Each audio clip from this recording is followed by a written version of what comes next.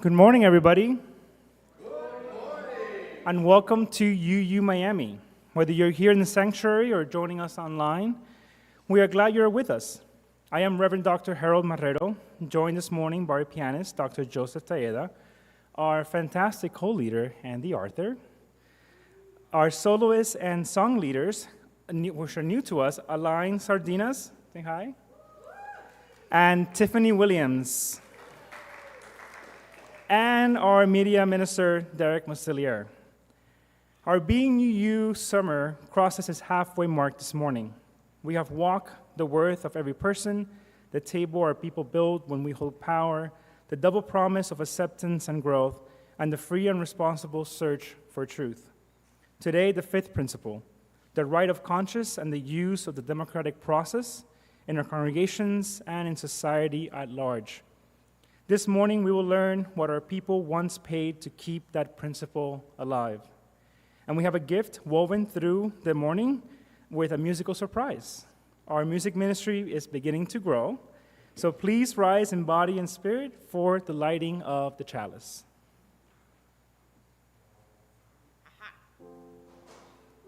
As we begin, we light our chalice. This morning, on the fifth Sunday of our Being UU series, we light it for our fifth principle, the right of conscience and the use of the democratic process. We light this chalice for two flames democracy cannot live without.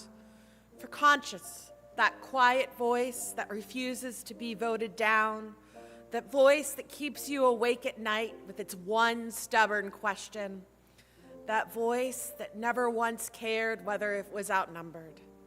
And for the vote, the counted voice, the instrument by which a free people writes its conscience into the world. Fragile as paper, mighty as a river when the ballots run together.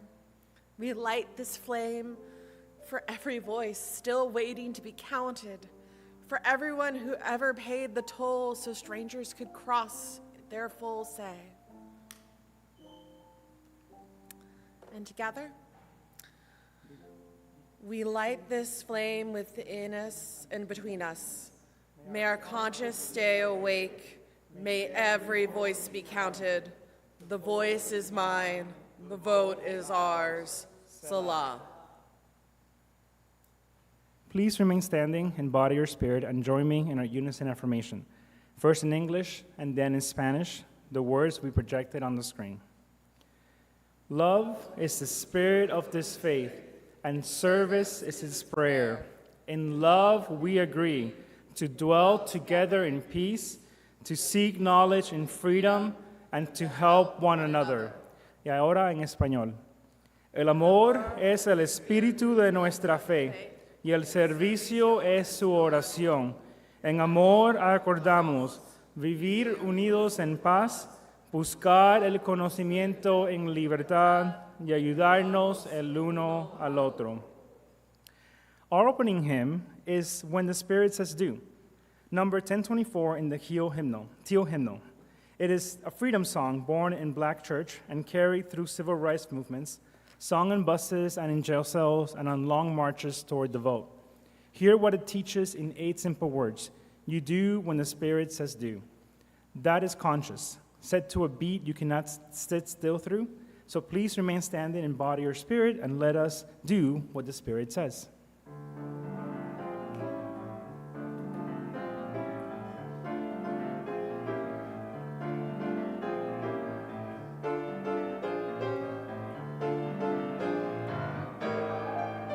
You got to do when the Spirit says do. You got to do when the Spirit says do. When the Spirit says do, you got to do. Oh Lord, you got to do when the Spirit says do. Spirit says do. Spirit says do. Spirit says do. Spirit says do. Spirit says do. Spirit says do. You got to sing when the Spirit says sing. You got to sing when the Spirit says sing. When the Spirit says sing, you got to sing. Oh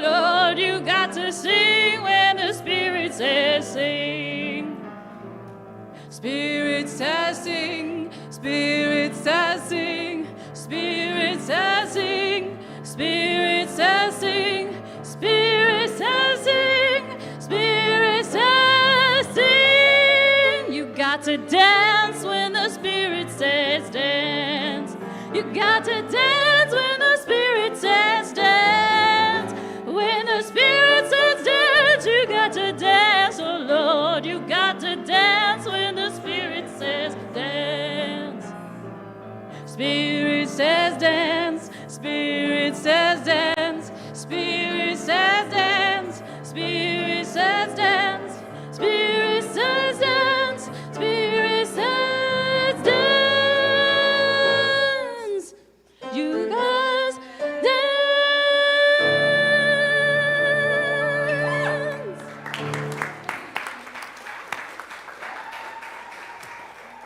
That was awesome. I am excited. I hope you are excited too. And good morning and welcome to UU Miami.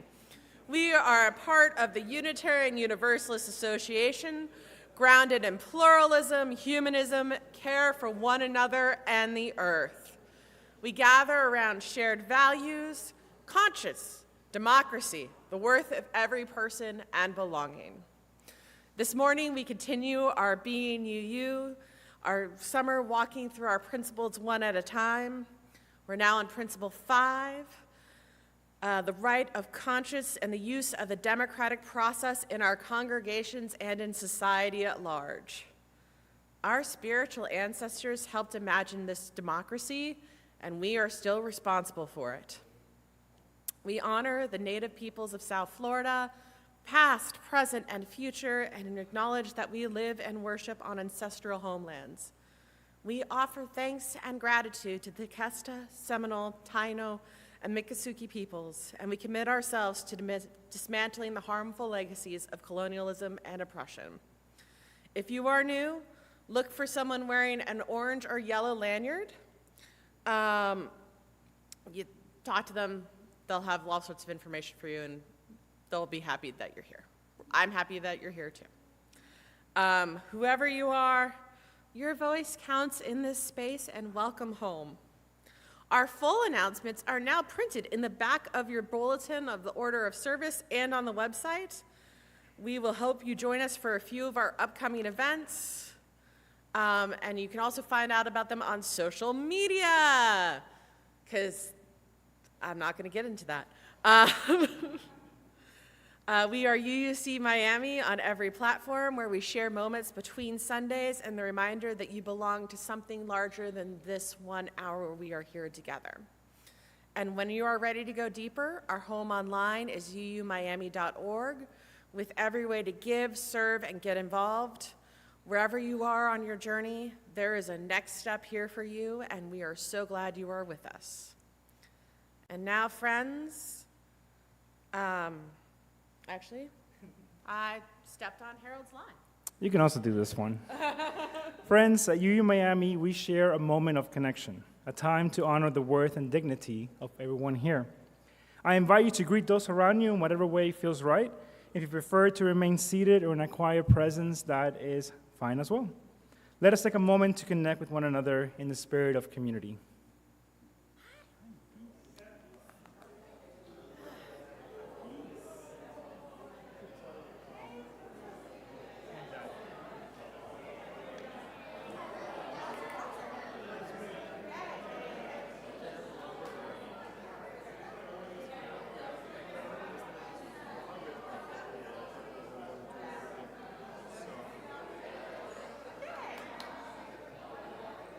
I just realized I need a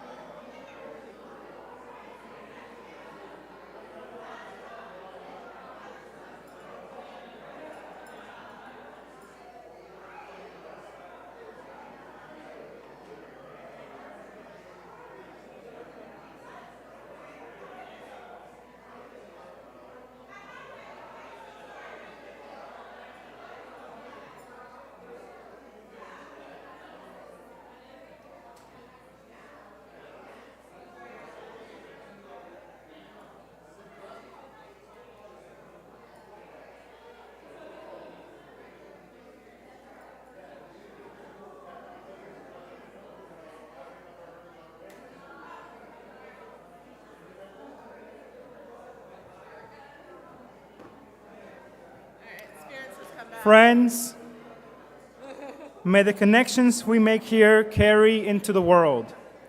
Peace and long life. Selah. You may be seated.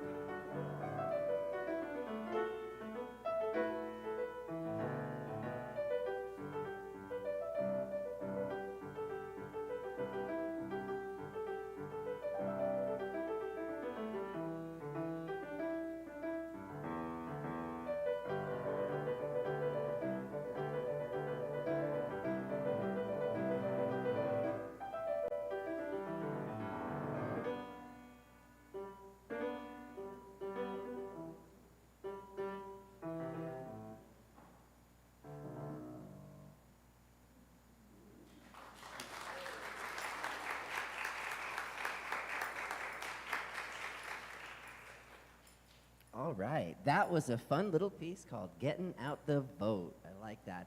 How are we enjoying our new choir up here? Awesome, so great. I love music. So today, I'm Jessica Lamb, your RE Director of Children and Youth, and I am here for your story of all ages. And as always, I'd like to invite all of those that are out there young and young at heart to come and join me up on the steps as I get ready to read this story. Ready? Come on up, guys. So today's story is called The Bell Inside. So we all have a little bell inside, don't we? I happen to have one right here inside my... All right. So, good morning, everybody. How's everybody doing today? You doing good? You brought something to eat today? Or is that like a little... What is that you brought with you today? It's a squishy. She brought a squishy today. All right, so here's a secret about people that nobody knows or that everybody knows. We'll find out if every single person is born with a tiny bell inside their chest. You can't see it, you can't really touch it, but you can feel it because it rings. It does not ring for ice cream, although it does sound like an ice cream truck. It does not ring for cartoons, although the Willie I hear all the time. The bell inside rings for one thing only. It rings when something is not fair. Now, in room 9, it was almost party day, and room 9 got to vote on the party snack. Hands went up, votes were counted, and the winner by a lot was... Oreos. No, it was peanut butter crunch bars. That's right. Yes, shouted almost everybody. But way in the back, a girl named Lena felt something. A ding. Her bell ringing away in her chest because Lena remembered something. Theo, who sat by the window, could not eat peanuts. Not even a crumb. Peanuts made Theo very, very, very sick. If the party had peanut butter crunch bars, Theo would sit at the party with empty hands watching everybody else. Does that sound like fun? No. We all shake our heads. That doesn't sound like fun. So Lena did the bravest thing a person can do in room 9. She raised her hands. Everybody raise your hands. There we go. You raised your hands. Why? Because The bell was ringing, and do you know how far a hand has to travel to get all the way up? About 6 inches. Yes. Did you know that? You want to measure, anybody? All right. 6 inches. Sometimes that is the longest trip in the whole world. Said Lena. The vote forgot Theo. He can't eat peanuts, and a party where somebody just watches isn't really a party. So room 9 got really quiet, and Theo looked at his shoes. And then one by one, other bells started ringing. Ding, ding, ding. You want to ring it for me there? Abby, go ahead. Ding, ding, ding. That's right. So let's vote again, said the class, and so they did. Hands up, votes counted, and the winner by everybody was chocolate chip cookies. Yay, which, of course, Theo could eat a mountain of. And at the party, Theo raised his cookie high like a trophy and said, "This is the best snack we ever voted for." He was right, and here's why. A vote counts everybody's hands. But a bell remembers everybody's hearts. And you need both, and that's the secret. So friends, in our faith, we make a promise, and it's the 5th one on our list. We promise to listen to that little bell inside, even when it would not be easy to do so. And we promise to decide things together, with every voice counted, until voting is as kind as our bells. So this week, listen for the bell, and when it rings, raise your hand, and grown-ups, your bells do work also. 6 inches, remember? When you get home, take a ruler and measure it. 6 inches, and you can do it. So at this time, let's go ahead and sing our children out, and thank you for hearing our story.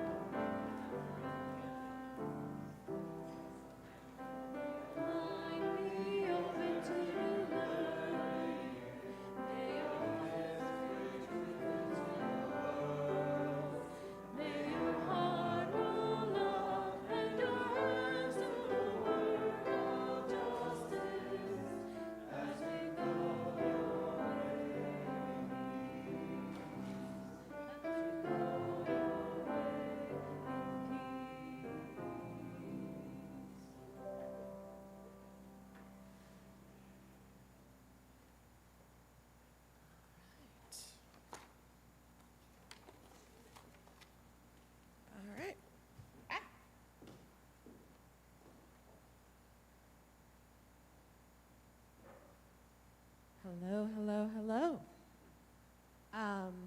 This is the point in our service where we say our joys and concerns, joys that bring our heart just to full to bursting, and concerns that weigh heavy on us. Please remember that the service is live streamed, and that to say your name and share whatever joys and concerns you may have. I'm sure someone has something.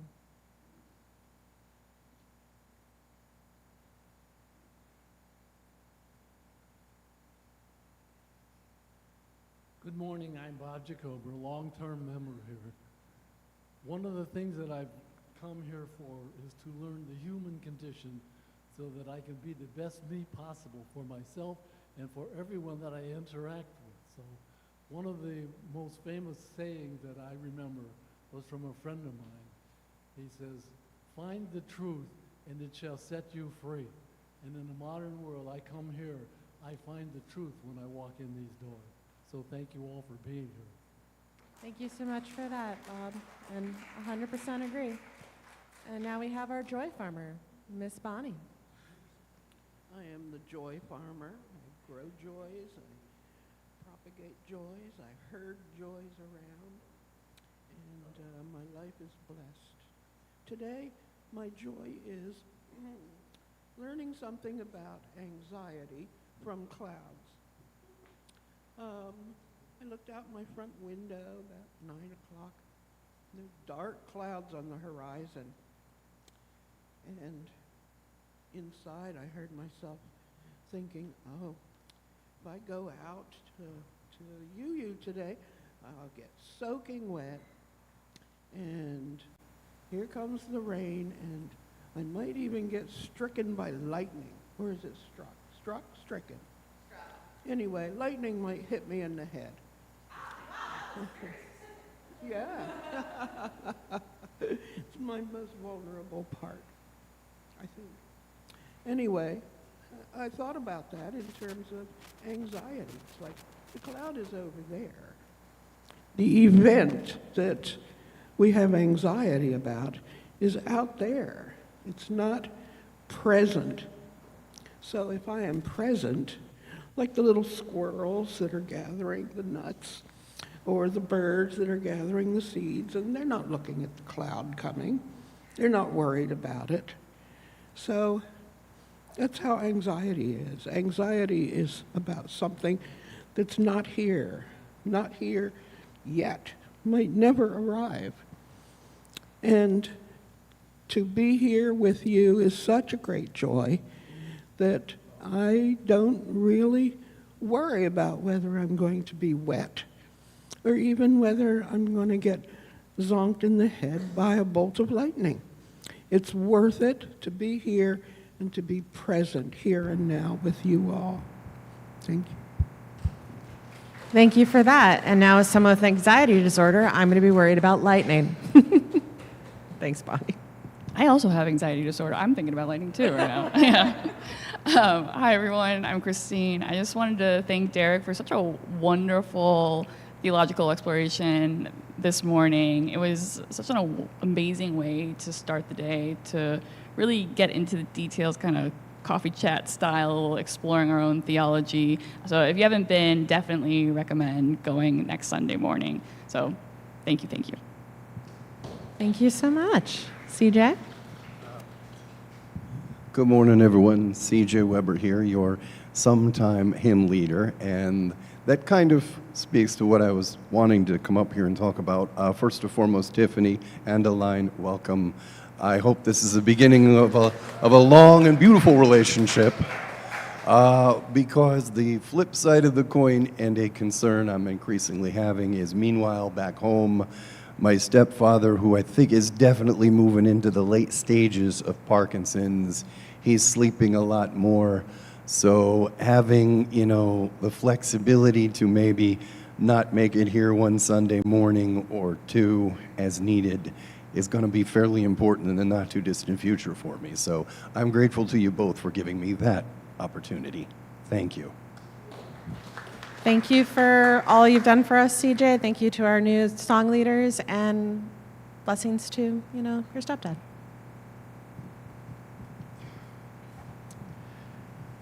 Hello, I'm Luigi Ferrer, and I've got a big joy to share.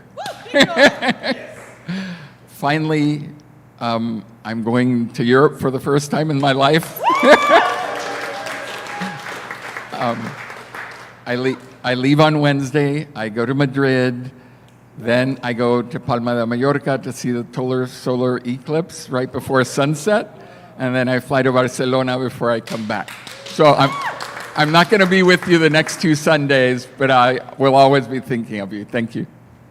All right, yeah, that is a big, big joy. I'm just going to a little coda to my comment on Bonnie's joy. I appreciate all of the stuff, and I will say, if you're in that headspace where you can just feel that joy and not feel the anxiety, great.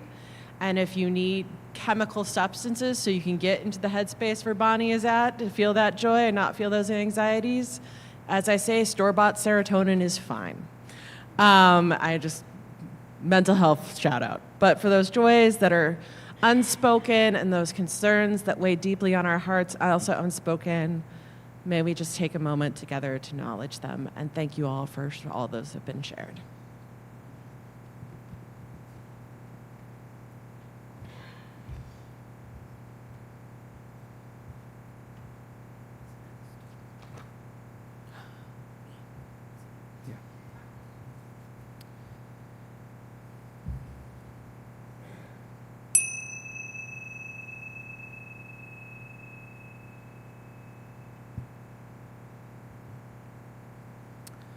Friends, let us settle into this hour.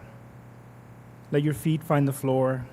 If it is comfortable, close your eyes or soften your gaze downward. Find your breath. Do not change it, just find it. Now listen beneath the breath. Every one of us carries a quiet voice down there. It is the voice that once made you stop mid-sentence because the joke was unkind. The voice that made you turn the car around. The voice that would not let you sign your name to something small but hurtful for others. The world is loud, but that voice is not. Some seasons, whole years go by when it's barely a hum under the noise. But it has never left you. It is older than your opinions. It sits deeper than your fear.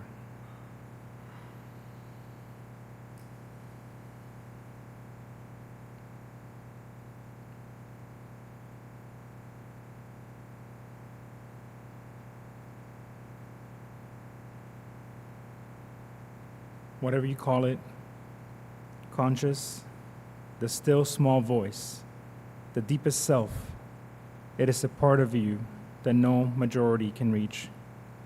Elections cannot unseat it, crowds cannot outvote it. It waits, patient as ground, for you to consult it. Consult it now. Ask it what it has been trying to tell you lately. Do not argue, just listen to it.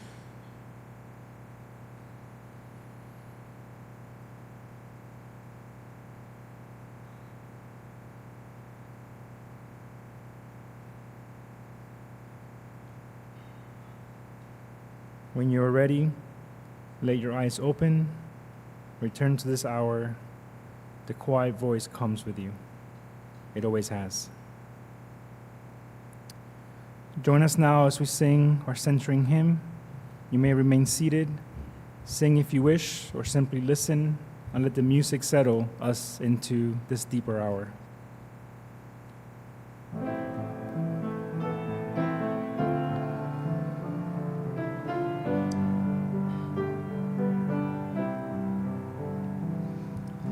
Spirit of life, come unto me. Sing in my heart of the springs of compassion. Blow in the wind, rise in the sea. Moving the hand, giving life the shape of justice. Root, hold me close. Wings, set me free. Spirit of life, come to me, come to me. Fuente de amor, ven hacia mí y al corazón cantaré tu compasión. Sopla al volar, sube en la mar, hasta moldear la justicia de la vida. Abrázame, libérame, fuente de amor, ven a mí, ven a mí.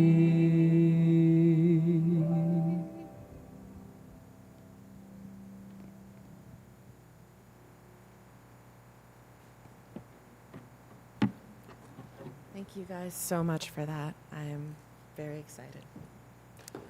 All right.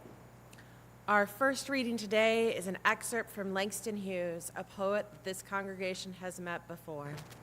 A month ago, we heard him waiting in the kitchen certain of the worth a country had not caught up to.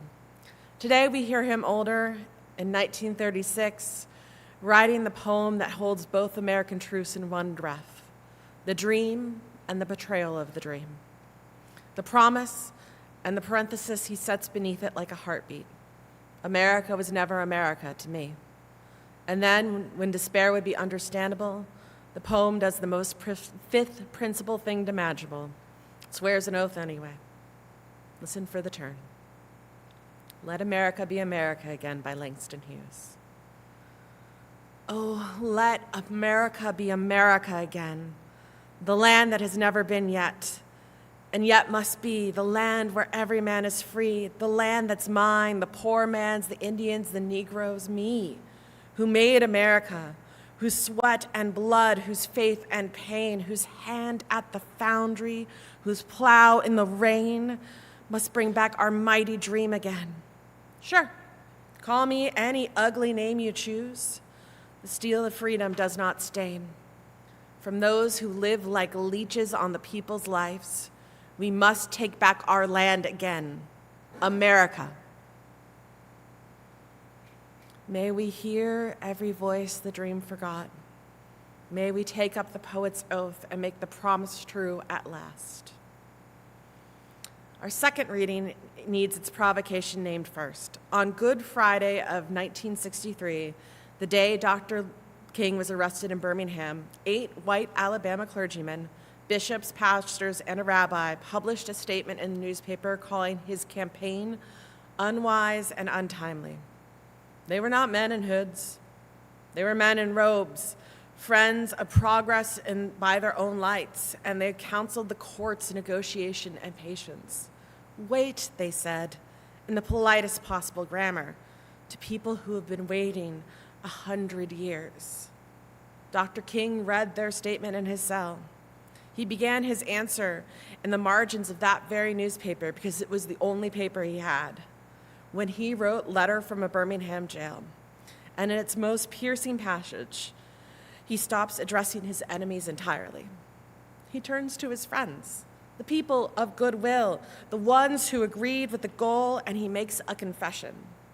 2 years before our own people boarded planes for Selma, this is the passage that would call them. Listen to what Dr. Martin Luther King Jr. has to say of the moderate heart.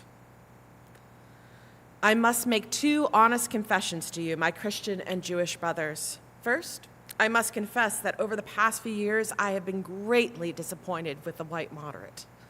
I have almost reached the regrettable conclusion that the Negro's great stumbling block in his stride towards freedom is not the white citizen's counselor or the Ku Klux Klanner, but the white moderate who is more devoted to order than to justice, who prefers a negative peace, which is the absence of tension, to a positive peace, which is the presence of justice, who constantly says, I agree with you in the goal you seek, but I cannot agree with your methods of direct action.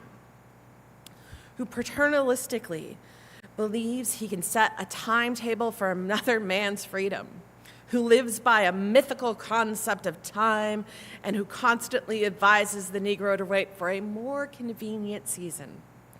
Shallow understanding from people of goodwill is more frustrating than absolute misunderstanding from people of ill will. Lukewarm acceptance is much more bewildering than outright rejection. May we never mistake the absence of tension for the presence of justice. May our goodwill be deep, our acceptance hot, and our season now. May it be so. Salah.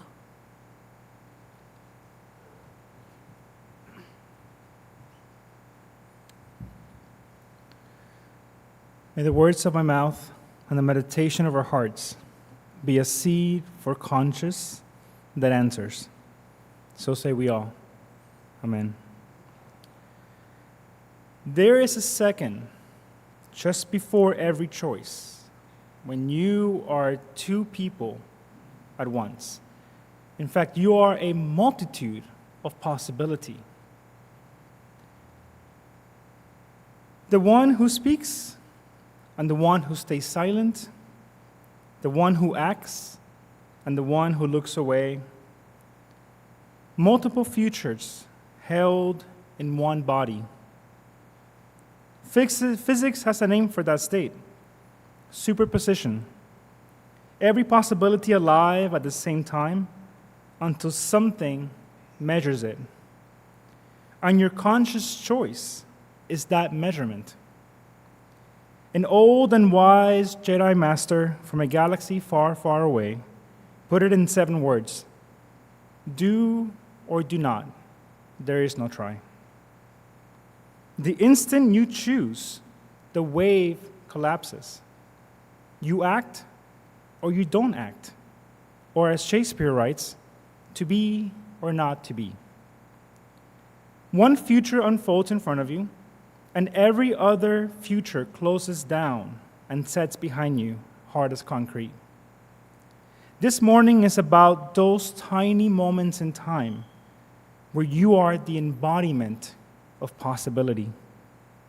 Our 5th principle lives inside of that sea of possibility.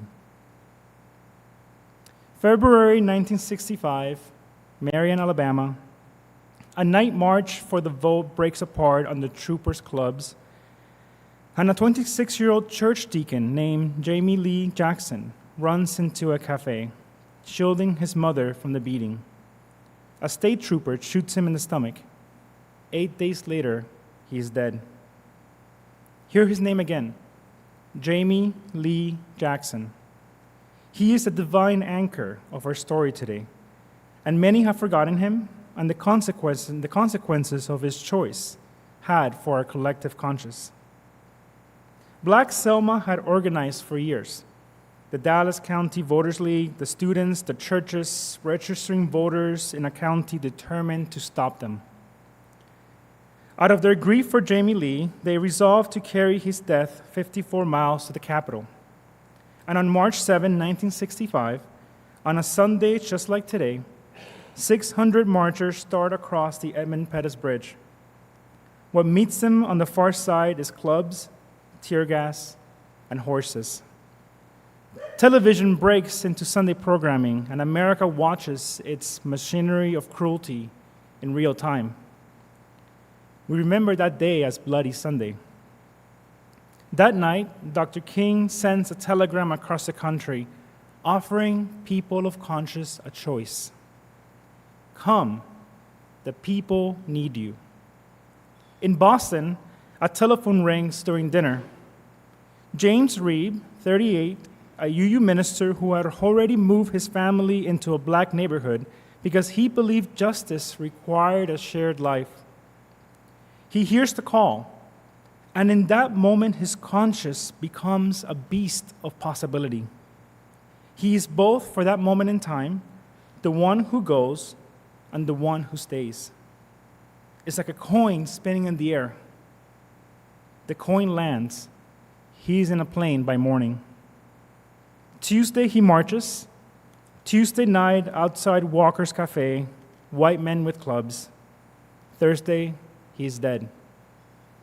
And when the President of the United States stands before Congress 6 days later to demand the Voting Rights Act, he carries our minister's death in his voice.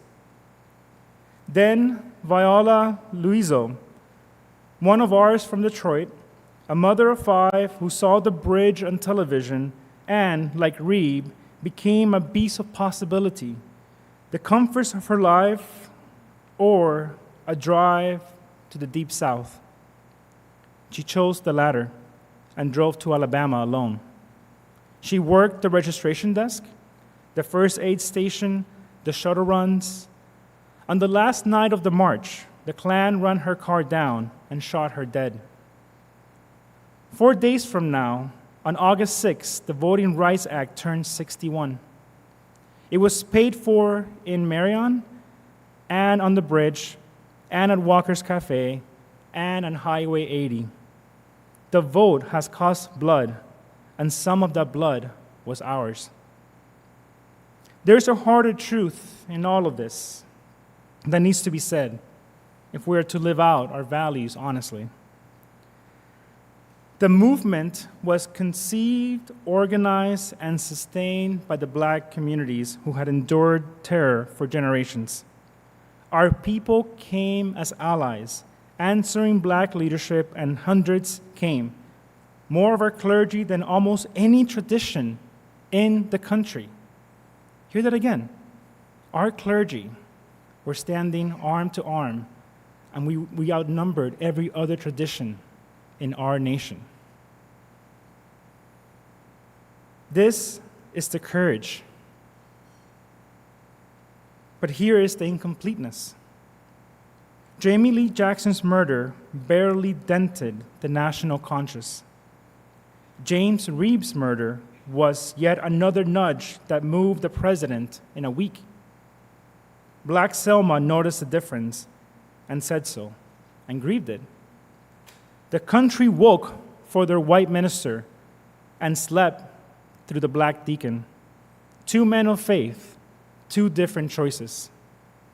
And when our people came home, change.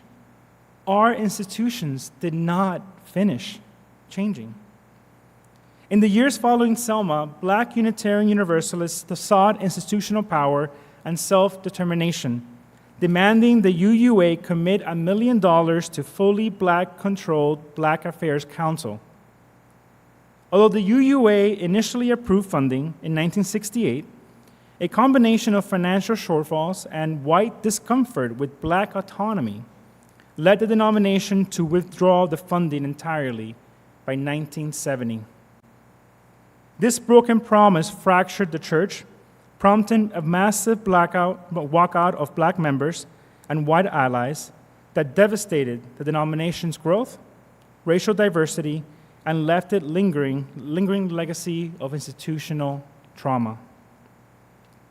Our Selma legacy is courageous, but it is also incomplete.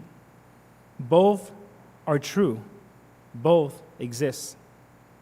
A faith that keeps only the first is not remembering.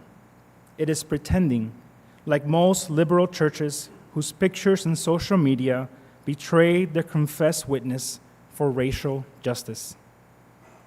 Which brings us to the principle, because this story is what it is made of.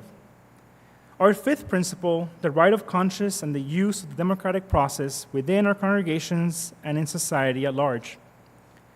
Conscience is the quiet voice that refuses to be voted down. You heard it in the meditation this morning. It sits deeper than fear, older than opinions, the part of you that no majority can ever reach. Conscience is what speaks in the second before you choose. But our faith has to be smarter than a slogan here. And those 8 clergymen of Birmingham are the reason why. Let me say plainly what I mean, because everything turns on this. Inside every one of us, there are old patterns, programs written in early by a wound, by a fear, or simply by being comfortable, that keep running long after the world that wrote it is gone. I call such patterns self-destructive loops, loops that once protected you. That is why they exist. And those loops never announce themselves.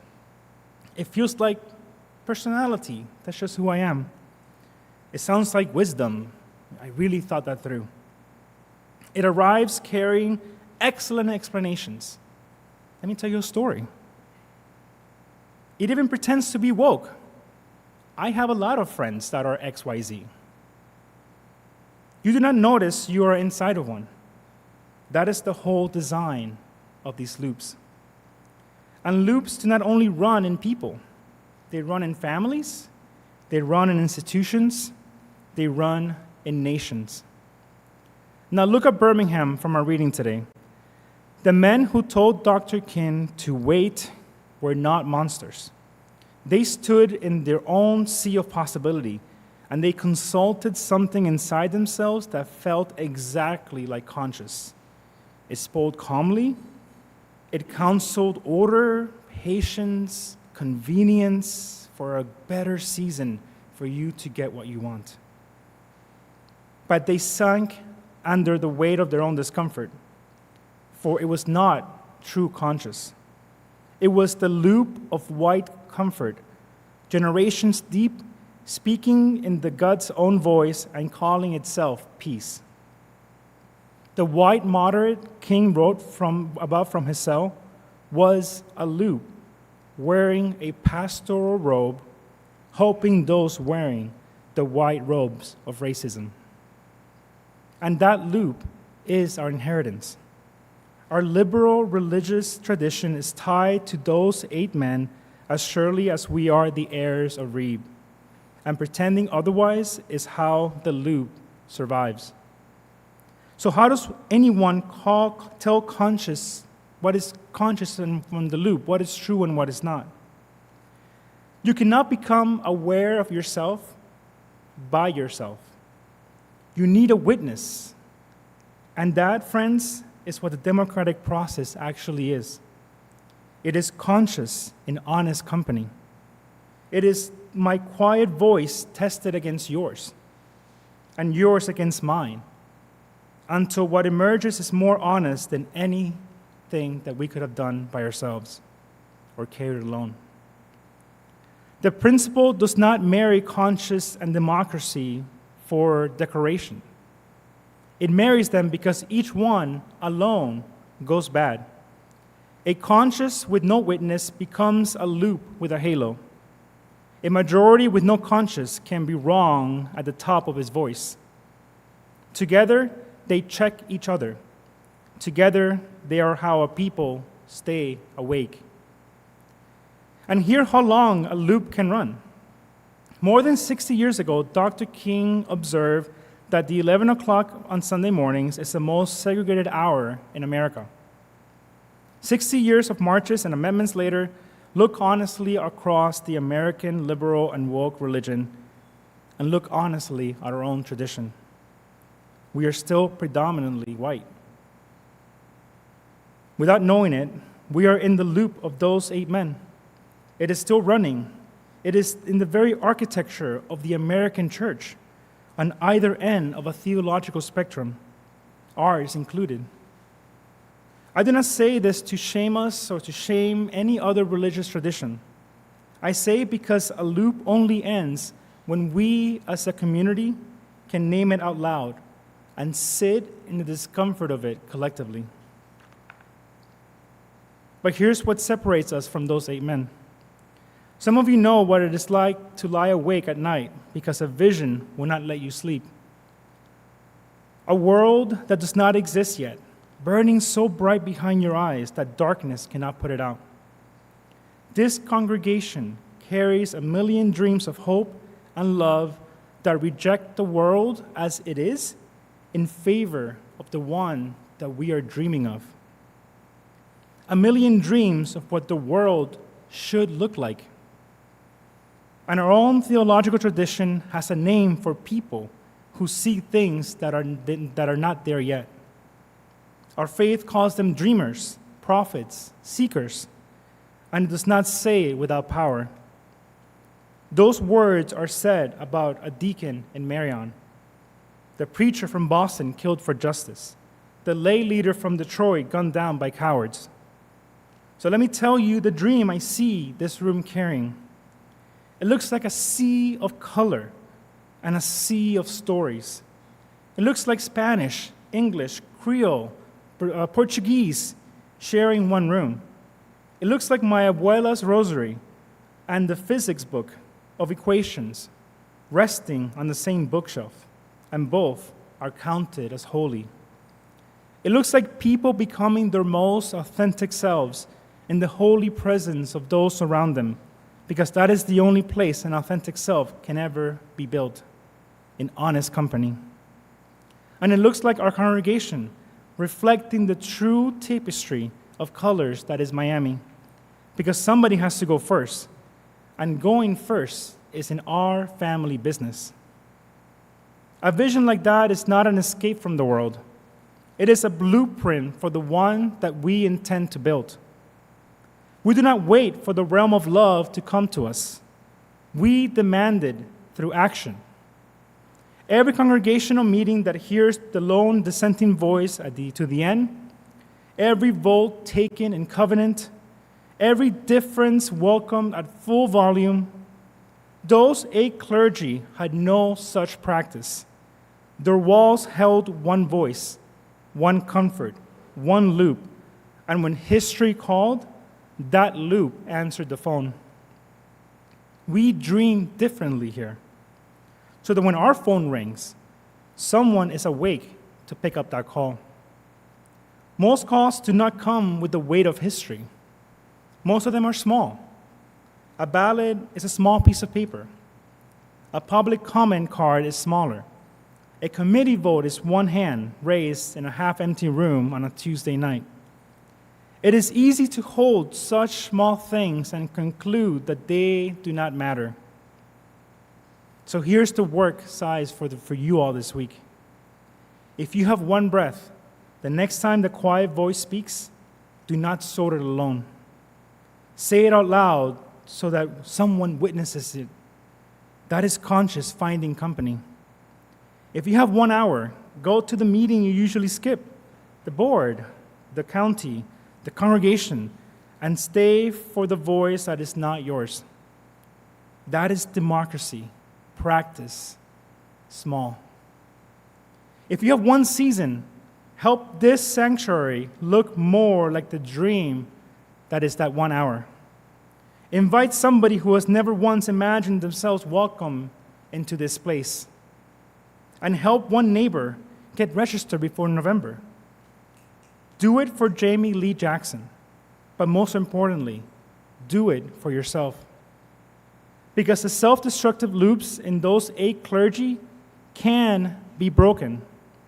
The legacy is not fate. It is a loop, and loops end when people finally do the work together out loud, in covenant, until our discomfort is confronted by our own beast of possibilities and transformed into righteous action.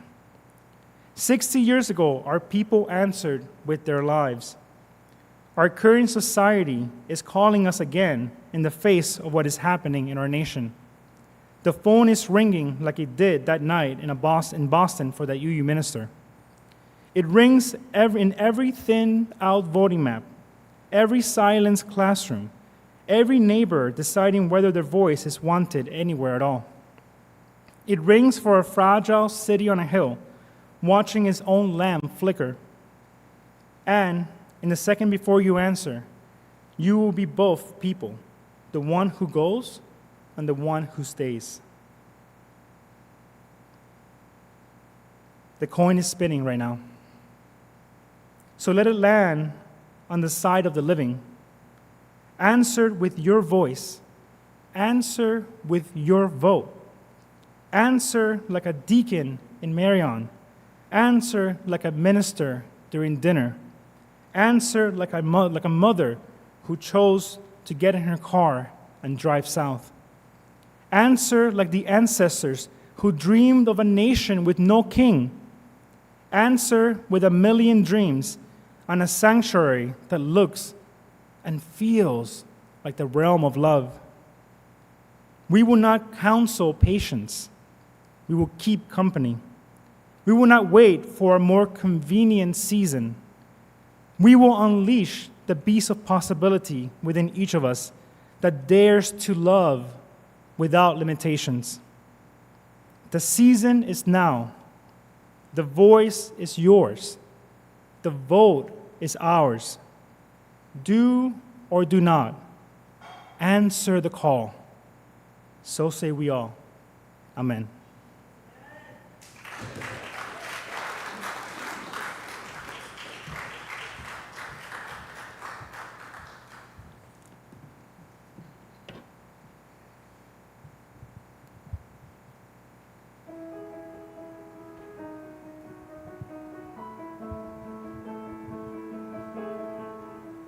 I close my eyes and I can see a world that's waiting up for me, that I call my own.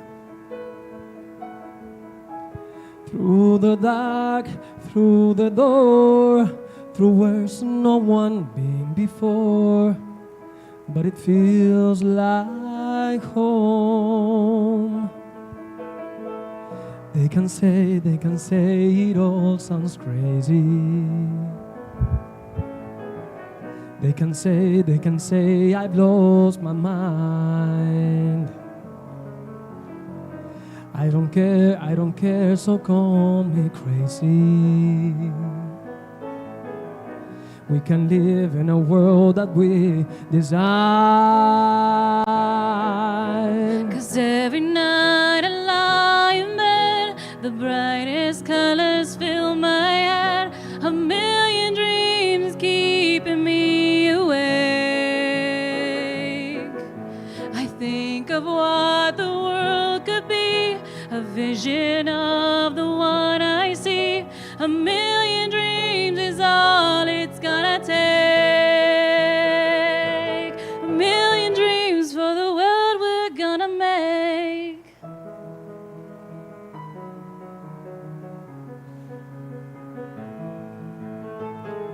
And there's a house we can build. Every room inside is filled with things from far away. The special things I compile, each one there to make you smile on a rainy day. They can say it all sounds crazy. They can say we've lost our mind. I don't care, so call me crazy. We can live in a world that we design. 'Cause every night I lie in bed, the brightest colors fill my head. A million dreams are keeping me awake. I think of what the world could be, a vision of the one I see. A million dreams is all it's gonna take. Oh, a million dreams for the world we're gonna make. However big, however small, let me be part of it all. Share your dreams with me. You may be right, you may be wrong, but say that you'll bring me along to the world you see. To the world I close my eyes to see. I close my eyes to see. 'Cause every night I lie in bed, the brightest colors fill my head. A million dreams are keeping me awake. I think of what the world could be, a vision of the one I see. A million dreams is all it's gonna take. A million dreams for the world we're gonna make.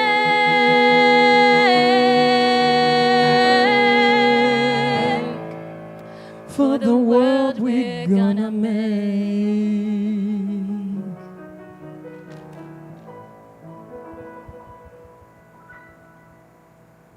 Thank you.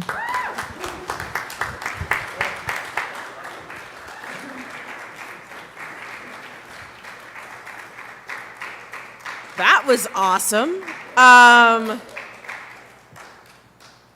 And this morning, our offering keeps liberated faith alive. It also allows us to pay really cool people. That's my note, add a note. Liberated religion has no throne behind it, no empire underwriting it. It has us. What we give keeps the doors unlocked, the questions welcomed, the search funded, and the lamp lit for whoever wanders in looking. If you're online, you may give using the QR code on the screen. If you are in the sanctuary, you can also do that, or Luigi, as ever, will be passing around a basket. I don't know why basket came out like I'm a Southern girl, but whatever. Thank you for giving as you are able. One day, when the glory comes, it will be us, it will be us. Oh, one day, when the war is won, we will be sure, we will be sure. Oh, glory.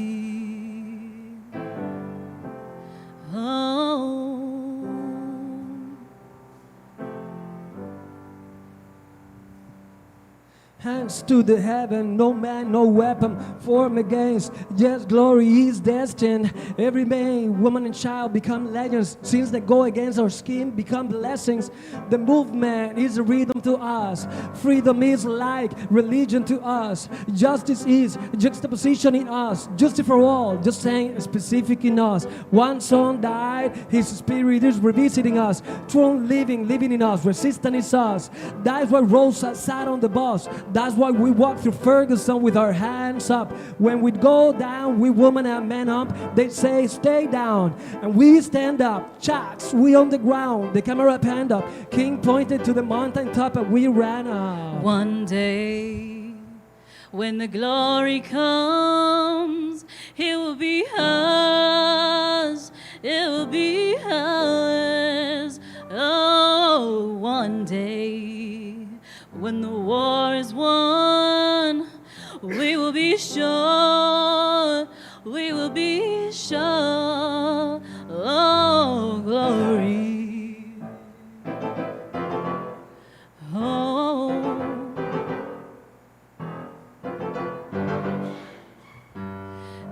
Now the war is not over, victory isn't won, but we fight on to the finish, and when it's all done, we'll cry glory, oh glory, oh,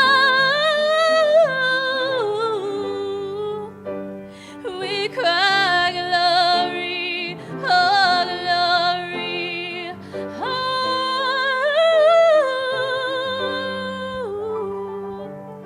Psalms now for every man, woman, and child. Even Jesus got his crown in front of a crowd. They march with the torch, we gonna run with it now. Never look back, we don't hunt hundreds of miles. From dark roads he rose to become a hero. Facing the League of Justice, his power was the people. Enemy is lethal, a king became regal. Saw the face of Jim Crow under the bald eagle. The biggest weapon is to stay peaceful. We sing, our music is the cause that we bleed through. Somewhere in the dream we had an epiphany. Now we right the wrongs in history. No one can win the war individually. Even Jesus got his crown in front of a crowd. They march with the torch, we gonna run with it now. Never look back, we don't have gone hundreds of miles. One day, when the glory comes, it will be ours, it will be ours. Oh, one day, when the war is won, we will be sure, we will be sure. Oh, glory.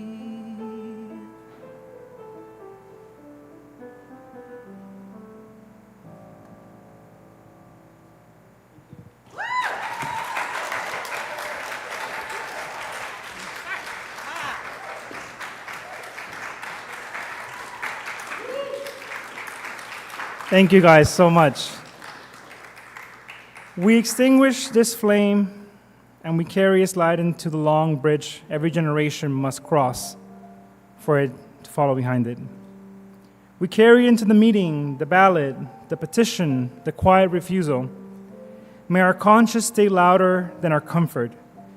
May we become beasts of possibility and live out our dreams in full color. The flame leaves this room, the divine work continues.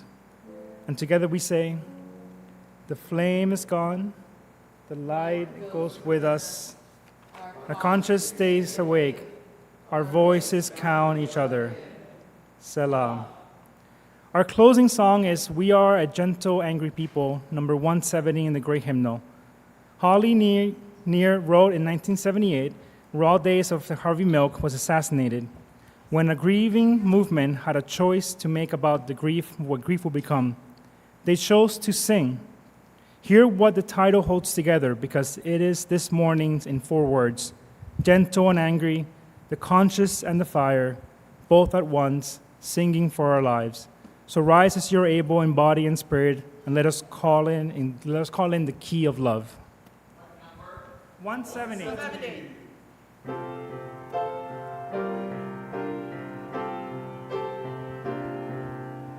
We are gentle, angry people, and we are singing, singing for our life. We are gentle, angry people, and we are singing, singing for our life. We are justice-seeking people, and we are singing, singing for our life. We are justice-angry people, and we are singing, singing for our life. We are young and old together, and we are singing, singing for our life. We are young and old together, and we are singing, singing for our life. We are a land of many colors, and we are singing, singing for our life. We are a land of many colors, and we are singing, singing for our life. Friends, go now with, you can clap. Thank you all. Aren't they amazing? So friends, go now with your conscience awake and your voice unafraid. Where the count is unfair, be the voice that says so. Where a voice is missing, be the one who asks why. When this discomfort heat hits, unleash the beast within. Possibility is calling. The voice is yours, the vote is ours. Go in peace. So say we all. Amen. So say we all. I really, I will give my lover Rosalind. Seriously, when I first heard you say "so say we all," I was like, I'm with you. I was like, That was good. yeah, it was good. Service. No, it was good. It was very good. Yay. So a little long. Yeah.